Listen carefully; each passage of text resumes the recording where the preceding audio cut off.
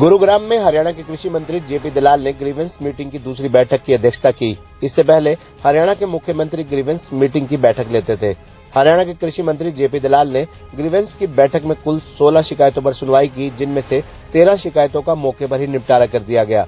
इन 13 शिकायतों में बिजली, नगर निगम और पुलिस विभाग से जुड़ी हुई थी, जबकि 3 शिकायतों को अगली बैठक के लिए पेंडिंग छोड़ दिया गया।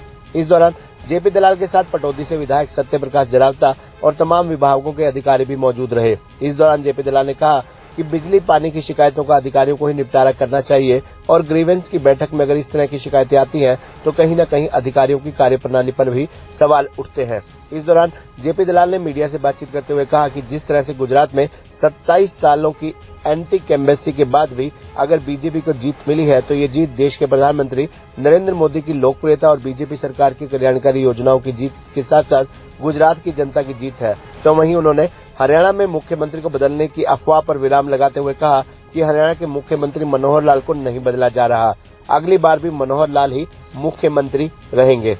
आज मैंने गुरुग्राम में ग्रीवेंस कमेटी की मीटिंग ली, जिसमें एजेंडा में 16 शिकायतें थी। 16 में से 13 शिकायतों का हमने निवारण कर दिया।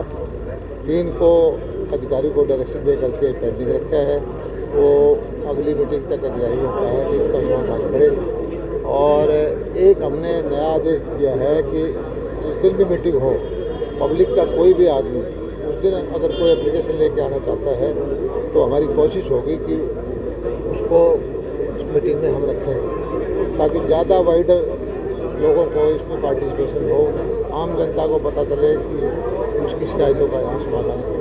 सर, कुछ शिकायतें ऐसी थी दोबारा आज सुनेगी, पहले उसका निपटारा नहीं हुआ था, क्या उसका समाधान हो गया? नहीं हो गया, जब भी तो अब टोटल पिछले वाली मिला के पिछली बार हमने छोड़ी थी 5 पेंडिंग, उनमें से 11 नहीं ली थी, 16 में से 13 का समाधान हो गया, 3 नई वाली में से पेंडिंग। और अधिकारी जो है यहाँ पर पूरा ध्यान दे रहे हैं, जो भी शिकायत आती है उसका निवारण करने की कोशिश करते हैं। और मेरा अधिकारियों को यही कहना है कि ऐसी नौबत ना आए कि लोगों को इस कमेटी के पास शिकायत ले जाना पड़े।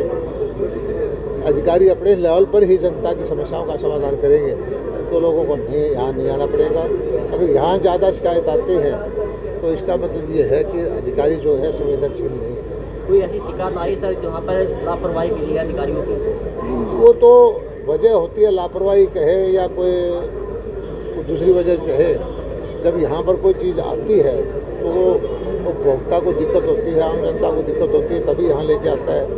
और हमारे पास आने से पहले आमतौर पर वो अधिकारियों के पास गया होता है, वहाँ उसका समाधान नहीं होता, तभी यहाँ आता है। लेकिन इस तरह की कोई चीज़ अधिकारी में कोई मिलेगी हमारी जानकारी में, जानबूझ के कोताही बढ़ती है तो हम उसके खिलाफ कार्रवाई करेंगे। सर, गुजरात में बम्पर जीत हुई है, वहाँ पे तो खुशी जाहिर की गई है, लेकिन अगर दिल्ली की बात की जाए सिटी में, वहाँ पर निराशा मिली है सर, इसका क्या कारण है? देखिए, हमारी जहाँ भी हमारी चुनाव है, गुजरात में तो पिछले 7वीं बार का चुनाव है, दिल्ली एमसीडी में भी हमारा 15 साल तक हमारी शासन के बाद फिर थोड़े से वोट से हम पीछे रहे हैं। और हिमाचल में हमेशा पिछले 40 साल से हर बार शासन बदलता था, लेकिन 1% वोट के गैप से वहाँ हो रहा है। मोटे तौर पर यह है कि लोगों ने फैसला कर लिया है कि कांग्रेस उनको पसंद नहीं है, विश्वास है।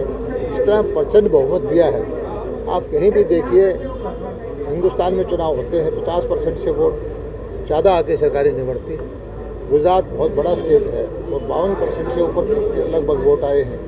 इस जीत को कोई छोटी जीत नहीं माना जाता। पूरा लोगों का जन समर्थन, आशीर्वाद भारतीय जनता पार्टी के पक्ष में है और ये सेवा भाव से काम करने वाली पार्टी है। पहले की पार्टियां थी, वो मानसिकता रहती थी, वो मालिक बन के रहते थे।